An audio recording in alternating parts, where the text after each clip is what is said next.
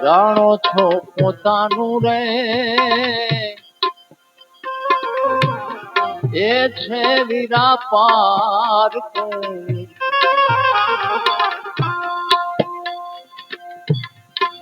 એ જીતારો પુત્ર નારી પરિવાર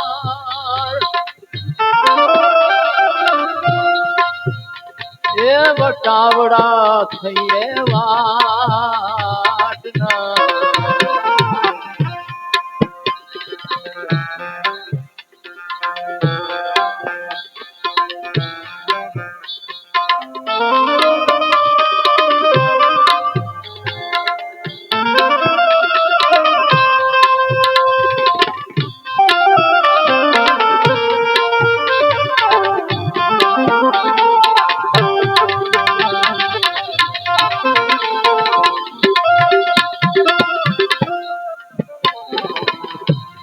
દેહ છે આ દુર્લભ રે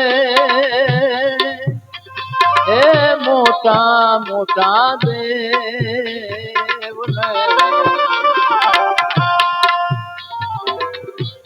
દેહ છે આ દુર્લભ રે એ મોટા મોટા દેવ ને મોટા મોટા દેવ ને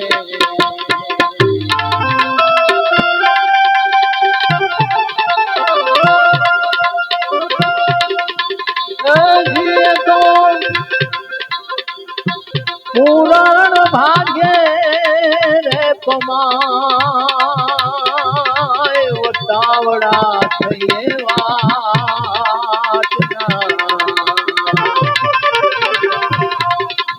જાણો છો પોતાનું રે એ છે વીરા પાર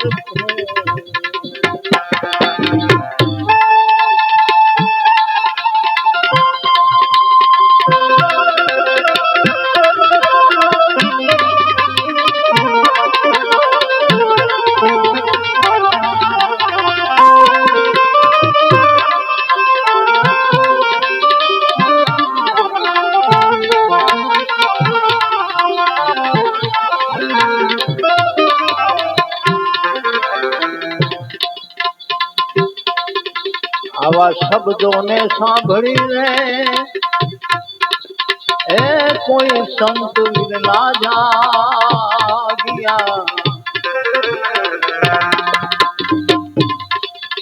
શબ્દોને સાંભળીને એ રૂડા કોઈ સંત જાગ્યા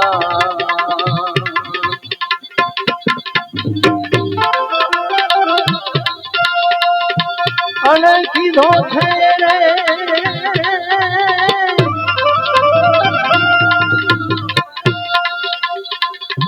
ભજન મો એ આહાર એ વટાવડા થઈએ વાટના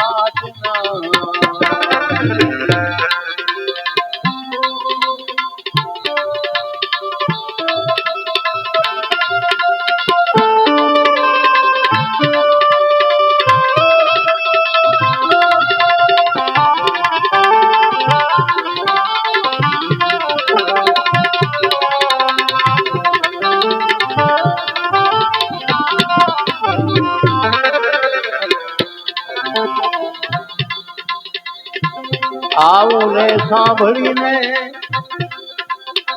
એ કોઈ સંત વિરલા જાગ્યા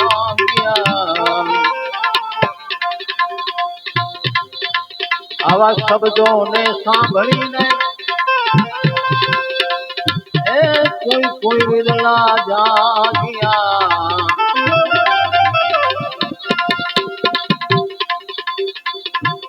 અને આવું ગાવે રે મહાજન મૂળદાસ એ વટાવડા છે વાટના જાણો છો પોતાનું રે એ છે નિરાકાર છું, એ પાર છું. આ સંતો કહે છે કે જેને તમે પોતાનું જાણો છો એ પારખું છે. પણ કયો ઘરમાં જ કીધું તારો પુત્ર નારી પરિવાર વટાવડા છે એ વાતના. આપણે તો વધે માર્ગું છે ને ભેગા થઈ ગયા એક ઘરમાં કોઈના દીકરા થયા ને કોઈના કાકા થયા ને કોઈના બાપ થયા ને વટે માર્ગું ને પછી ધર્મશાળા છોડી દેવાની.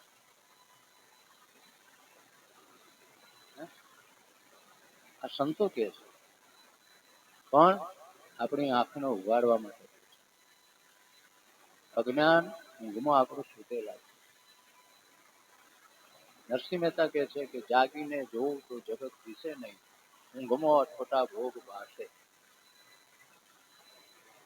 જો એકવાર તમે જાગી ગયા તો જગત નામની કોઈ ચીજ નથી. કલ્પના છે, મિથ્યા છે, સ્વપ્ન છે, પરિવર્તનશીલ છે, એ સાચું નથી. ઊંઘમાં અટપટા ભોગ ભાસે. આ અજ્ઞાન ઊંઘમાં બધું અટપટું દેખાય છે, મારું મારું હું હું હું હું. તો એ જાગરણ માટે આપણને આ ભજન સંતવાણી આપી છે સંતોએ, જો આપણે ઉપયોગ કરી શકીએ તો. હમણાં દવે સાહેબે શક્તિ પર્વની વાત કરી, પણ એનો ભેદ શું? શક વત્તા રતિ, જેનામાં કંઈક રતિ છે ને એનામાં શક્તિ છે, બાકી તો બધા ભૂંગળા છે. તમારામાં રતિ? રતિ બિન રાજ, રતિ બિન કાજ, રતિ બિન સત સંસાર હોય ચૂકો. રતિ એટલે તેજ, પ્રકાશ, શક્તિ.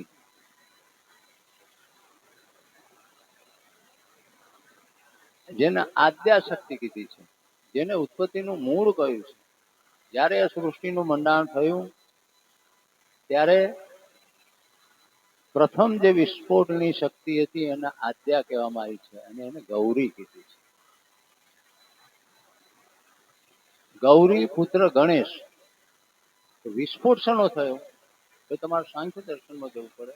પ્રાણ શક્તિ આકાશ ઉપર આઘાત કર્યો અને પ્રત્યાઘાત થયો. તો બે વસ્તુ અથડાય તો પહેલા શું પ્રગટ થાય? પહેલા પ્રકાશ થાય અને પછી નાદ સંભળાય. તો આ આદ્યાએ કર્યો પ્રકાશ અને નાદ થયો ને એ ઓમકાર હતો, એટલે ગૌરીપુત્ર ગણેશ કહેવાય. ગૌરી વિમાય સલીલાની તક્ષત, એનું તો સૂત્ર આપ્યું છે કે ભાઈ એ નાદ કેવો હતો? તો ગાય ભાંભરતી હોય કેવો. હવે આ આદ્યા શક્તિને આટલી આદિશક્તિ જે છે એને રીઝવવી હોય તો શું? આધીનતા સિવાય કોઈ ઉપાય નથી. મંત્રો તંત્રો અનુષ્ઠાનો આ તે સીધું જ આધીનતા.